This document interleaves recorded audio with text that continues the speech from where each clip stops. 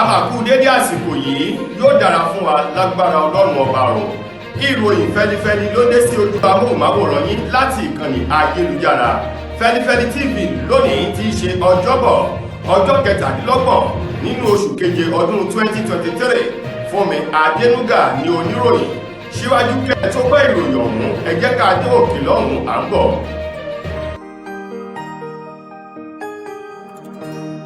Ìròyìn Feli-feli TV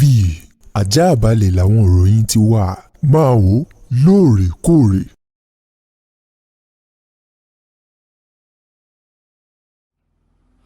Ẹ káàbọ̀ padà, ìròyìn Feli-feli ọ̀hún rèé lẹ́kùnrẹ́rẹ́. Gẹ́gẹ́ bí gbogbo àwọn ọmọ orílẹ̀-èdè Nàìjíríà ti ń retí lórí orúkọ àwọn alákòóso èyí tí ó bá ààrẹ Bọ́lá Ahmed Tinubu ṣe ìjọba báyìí. Ní báyìí o, ọ̀rọ̀ ti jáde, ọ̀rọ̀ kan rèé o èyí tó jáde láti ẹnu ọ̀kan nínú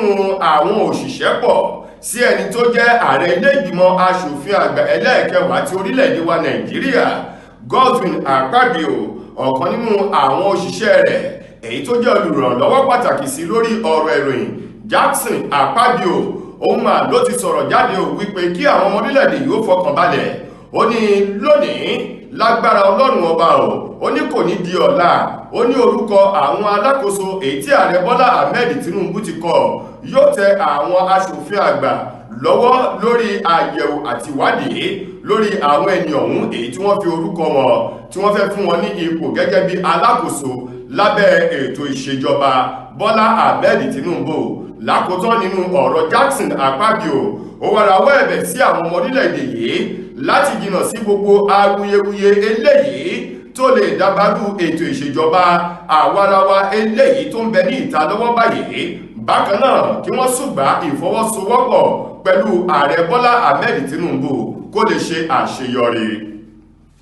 Pẹ̀lú bó ṣe jẹ́ wípé lónìí gangan ni kò ní di ọ̀la lórúkọ àwọn alákòóso yóò tẹ àwọn aṣòfin ilé ìgbìmọ̀ aṣòfin àgbà orílẹ̀-èdè wa Nàìjíríà lọ́wọ́ o fún àyẹ̀wò àti ìfọ̀rọ̀wánilẹ́nuwò èyí tí wọ́n yóò ṣe fún gbogbo àwọn alákòóso ọ̀hún kí wọ́n tó bẹ̀rẹ̀ sí ní máa pín wọn o sí àwọn ipò àti àyè tí wọ́n yóò dì mú fún ìlọsíwájú orílẹ̀-èdè Nàìjíríà. Lára àwọn ènìyàn èyí tó ṣe wípé orúkọ wọn ó ń bẹ nínú orúkọ àwọn alákòóso ọ̀hún èyí tí ààrẹ Bọ́lá Ahmed Tinubu tó tari síwájú àwọn ọmọ ilé ìgbìmọ̀ aṣòfin àgbà fún àyẹ̀wò díẹ̀ rí nínú wọn o. Níbẹ̀ láti rí gómìnà tẹ́lẹ̀ rí eyín gómìnà náà ní ìpínlẹ̀ Kaduna Malam Nasir El-Rufai, gómìnà ìpínlẹ̀ Rivers tẹ́lẹ̀ eyín Nyesom Wike, bákan náà gómìnà àná ní ìpínlẹ̀ Ọ̀ṣun Adégbóyèga Oyètọ́lá,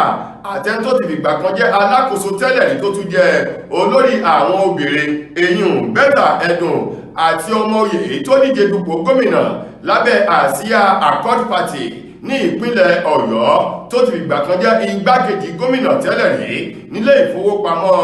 erinlónìbó àgbà orílẹ̀-èdè wa Nàìjíríà eyín Adélabú Adébáyọ̀ àti àwọn èèyàn bẹ́ẹ̀ bẹ́ẹ̀ ní orúkọ wọn ló wà nínú àwọn orúkọ èyí tí Tinubu tó kàn ránṣẹ́ sí sáwọn ọmọ ilé ìgbìmọ̀ aṣòfin fún àyẹ̀wò gẹ́gẹ́ bí àwọn alákòóso rẹ̀. Ààrẹ orílẹ̀-èdè yìí Bọ́lá Ahmed Tinubu ló ti ń rawọ́ ẹ̀bẹ̀ sí gbogbo àwọn ọmọ orílẹ̀-èdè Nàìjíríà wípé kí wọ́n dákun dábọ̀ kí wọ́n túbọ̀ fún òun ní àsìkò díẹ̀ sí o lórí bí nǹkan tí wọ́n gógó tí gbogbo rẹ̀ nira tátátá ní orílẹ̀-èdè Nàìjíríà látàrí epo rọ̀bì èyí epo bẹtiróòlù èyí tó gbé owó lórí ní orílẹ̀-èdè Nàìjíríà báyìí. Níbẹ̀ ni Tinubu ti sọ wípé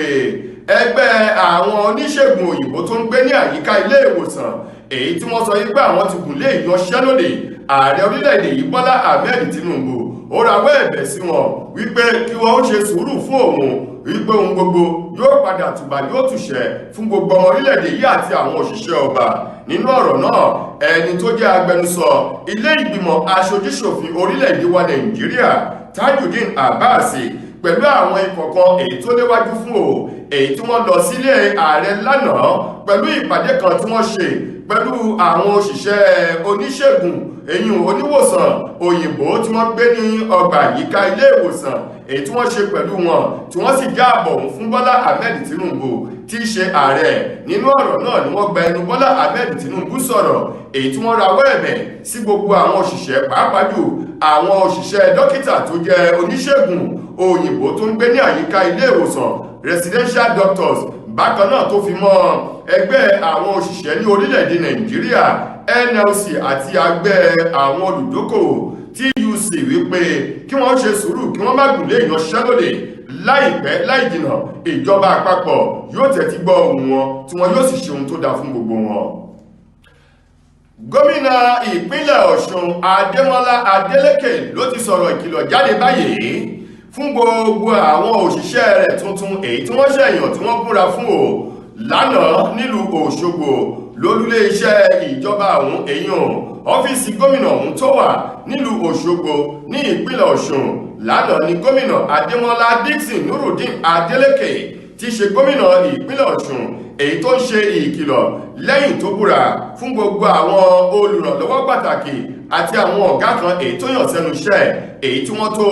47 èyí tí wọ́n sọ pé ní báyìí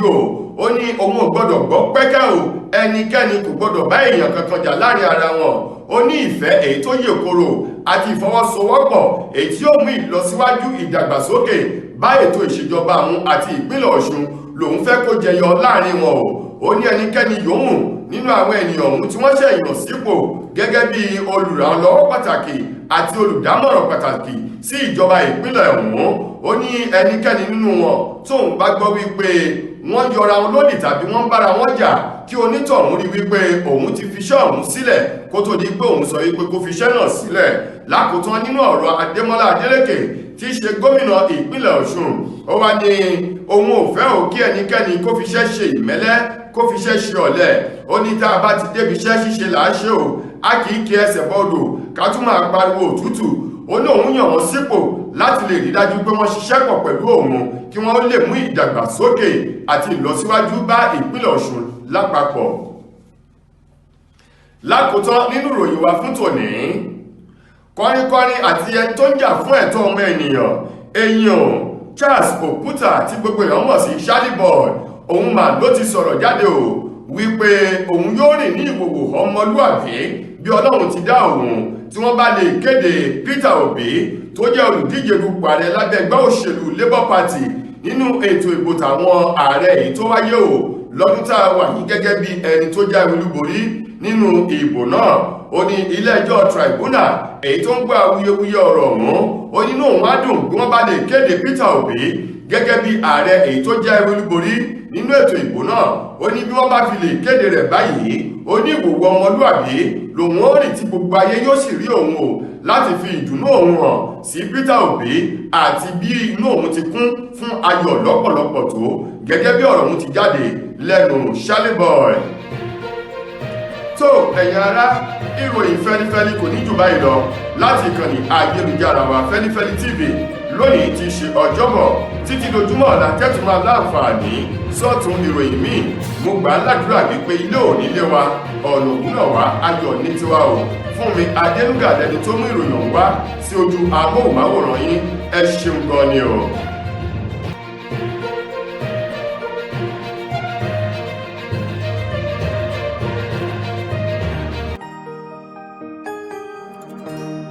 Ìròyìn Feli-feli TV